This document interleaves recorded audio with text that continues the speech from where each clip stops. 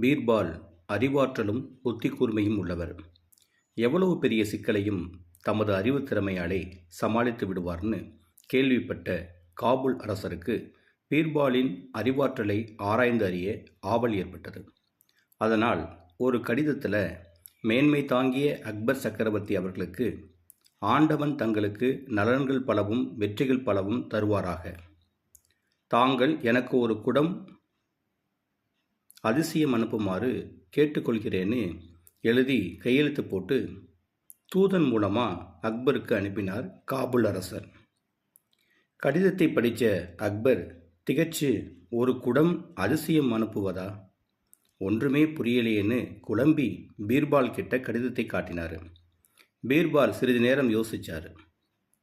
அப்புறம் அக்பரிடம் 3 மாதத்தில் அதிசயம் அனுப்புவதாக பதில் எழுதுமாறு சொன்னார்.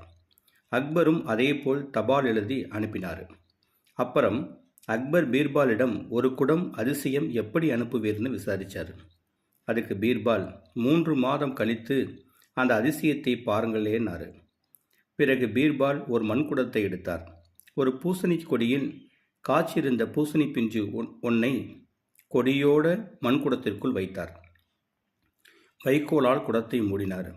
நாளாக நாளாக பூசணி பிஞ்சு குடத்திற்குள்ளேயே நன்றாக வளர்ந்து பெருத்தது.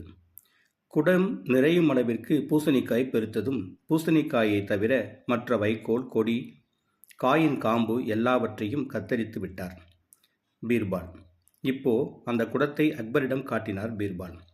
அக்பருக்கு ஆச்சரியம். குடத்தின் வாயோ உள்ளே இருக்கும் பூசணிக்காயை விட மிகவும் சிறியது.